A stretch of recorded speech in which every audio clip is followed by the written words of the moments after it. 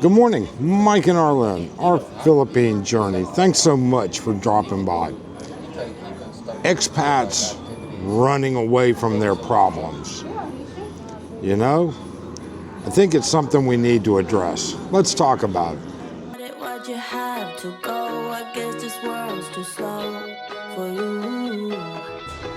I think there's beauty in the gray, the cold, but you just want the gold. And there's no way I can beat it, cause I got no chance when it comes to her.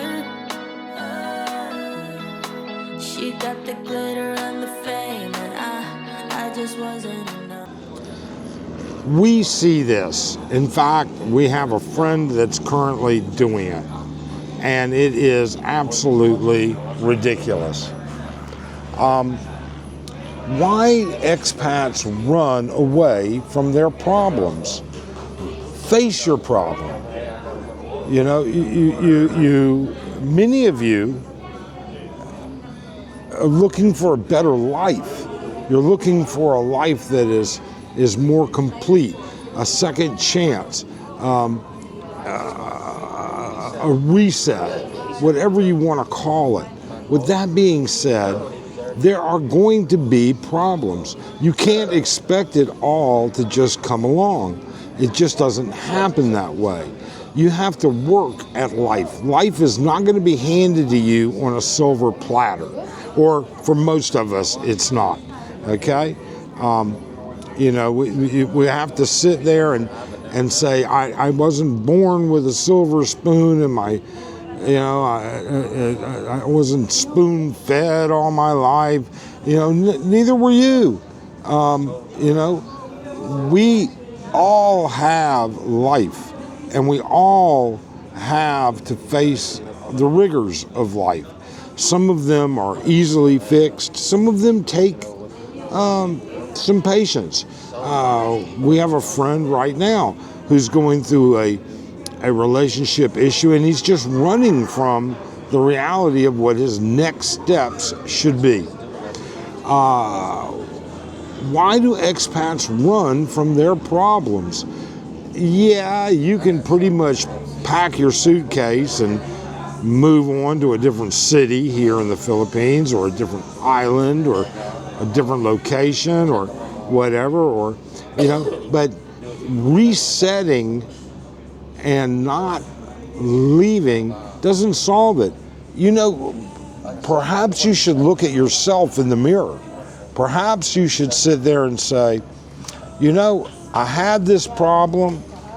I've had it before. This is why I'm here in the Philippines. And that doesn't apply to everybody, okay?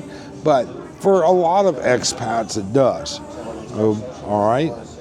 And when that happens, what are your options? Well, you can always look for a new relationship. That's obvious. All right? But you got to get done and away from the heartache, the misery, the emotional turmoil, the toxicity of your old relationship. Perhaps you should choose wiser. Perhaps you should take into account, what did I do wrong this time? Maybe in your eyes, you did nothing wrong. It was all her fault. I don't know. I got to be honest with you. Yeah, I don't know any relationship where both parties don't play a part of it. All right, whether it's the good, the bad, the ugly, the joyous occasions, whatever. But running away from your problem is not going to solve it. What's going to solve your problem is looking at it from a mature, responsible position, and then saying, I'm not going to do this again. I'm not going to spend my money foolishly like I did in the U.S. I'm not going to limit myself. I'm not going to jump into relationships that are committed. I'm going to explore my opportunities. I'm going to look twice about where I'm going to live and how I'm going to live. For some people, a very simple life works great. For some people, a moderate lifestyle works great. For some people, it's a high-end lifestyle. There are people from all walks of life, and we have to accept that fact. When we look at these videos, you've got Gio in the Philippines already split up with Maya. You've got Old Dog transitioning through this building issue. You've got all kinds of issues out there. You see videos on people all the time that end up with a problem and then they run from it. And I'm not saying that Paul, Old Dog, or Gio are running from their problems. What I am saying is they have a problem. And so they're facing their problem. I don't see either one of them running away. I really and truly don't. Now, run away from your kids, yeah, we see that. That's for sure, but that's a whole different subject. Why? I'm out here this morning having breakfast, waiting for Arlen to arrive. She should probably be here in the next hour. She's already landed in Manila. She's been down in the province with her family for an early Christmas. So she had a 0 dark 30 flight this morning from Butuan into Manila, and then she's already on the Genesis bus. And quite frankly, I ought to be timing it just about perfect that I'll be done with breakfast right about the time she pulls up. We'll see. It doesn't matter how much you have. It doesn't matter, how well off you are. We know people that are living on very modest incomes, and they're extremely happy. They're very happy, all right? And they're doing it, and their expectations are no more than what they thought they would be. In other words, they knew they were going to be on a modest budget. They knew they were going to not be living in some ivory tower, okay? They knew all of these things, and they accepted it, and it wasn't a problem for them. For others, anything that varies outside their sphere of comfort, it's a problem. Oh, I go to dinner and I wanted to order French fries with my meal, and they were, sorry, sir, out of stock. Well, that's not a problem. Is it an inconvenience? It might be, but deal with it. Don't run from your problems. Don't say, I'm never going back. I'm never doing this. I'm never doing that. I can tell you, every restaurant we go to, that we routinely go to, okay? And I don't mean we routinely go to restaurants. Arlen cooks a lot. But we have particular restaurants that we like. And with that being said, not every meal is good or up to our expectations or similar to what was in the past. Last time I ordered steak here, it was great. And I actually don't eat that much steak at all. I just use that as an example.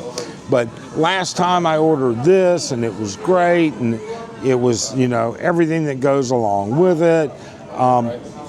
This time I ordered it and it was like shoe leather. Well, don't just run away from that restaurant. Give them another opportunity. Face the problem. Face the reality that the quality of anything varies. And it's very hard here in the Philippines to have consistency. It's very difficult, especially when it comes to Western foods.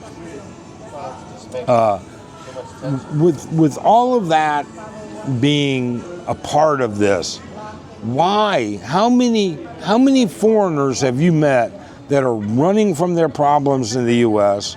or in Australia or in Britain or in the EU or wherever, and they're just going to continue to run from their problems? They're just like, Now there's a big difference between running from your problem and change of location, change of desires, okay? There's a big difference. In one instance, you have an issue that just tears at you, that pisses you off. In the other, you have an instance where, you know what, it's not exactly what I thought it was.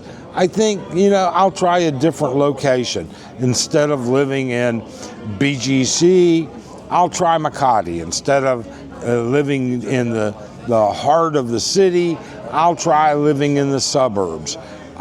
Instead of living in Balabago or Malabañas or anywhere in the suburbs of Angeles, you know what? I'm going to move out into the high rent district out in Clark. I'm going to move out to where the rules are a little bit different because I can't tolerate certain things that are allowed to happen. I mean, if a fucking rooster crowing makes life so miserable for you, you might want to reconsider where you chose to live and how you chose to live. Don't blame the culture.